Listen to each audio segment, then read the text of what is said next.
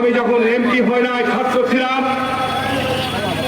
আমার রাজনীতির অভিভাবক, ছাত্র জীবন থেকে যিনি আমাকে স্নেহ করে এলাকার মানুষের উন্নয়নের জন্য অকাতরে আমি যা চেয়েছি তাই আমাকে দান করেছেন।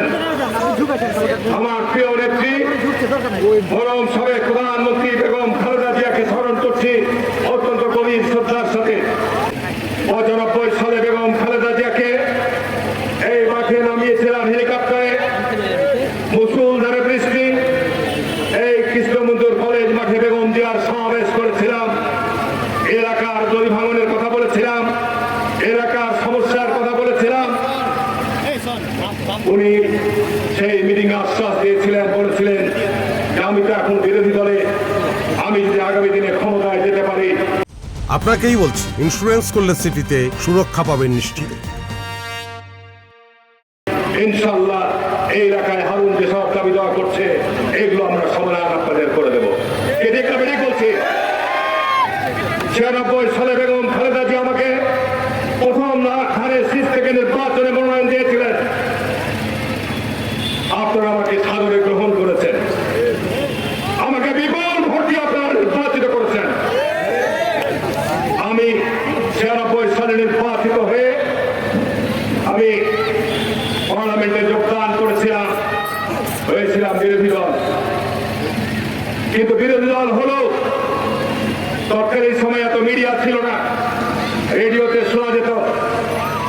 এই অঞ্চলের রাস্তাঘাট, স্কুল, কলেজ, প্রতিষ্ঠান উন্নয়নের জন্য, নদী ভাঙনের জন্য পার্লামেন্টে তীব্র দাবি জানিয়েছিলাম। ৯৮ সালে পদ্মার ভয়াবহ ভাঙন এই এলাকা একটা অনিশ্চিত অবস্থার মধ্যে আমরা পড়ে গেছিলাম। এলাকার মানুষের ১ নম্বর প্রাণের দাবি, আমরা কোনো কিছু চাই না, রাস্তা চাই না, স্কুল চাই না, কোনো কিছু চাই না, আগে আমাদের জায়গা রক্ষা করার জন্য বাঁধ নির্মাণ করতে হবে। এটা বেরিয়ে বলছি। ২০০১ সালে আমি যখন আবার পুনরায় এবং খালেদা জিয়া আমাকে নমিনেশন দিলেন, আমি রিটার্নিং অফিসারের কাছে মনোনয়ন দাখিল করে আমাকে সাংবাদিকরা প্রশ্ন করেছিল যে আপনার সামনে প্রধান দাবি লক্ষ্য কি? আমি বলেছিলাম আমি যদি নির্বাচিত হই আর বেগম খালেদা যদি প্রধানমন্ত্রী হতে পারে, আমার ১ নম্বর দাবি হবে আমার পদ্মার ভাঙন থেকে এই অঞ্চলকে রক্ষা করা।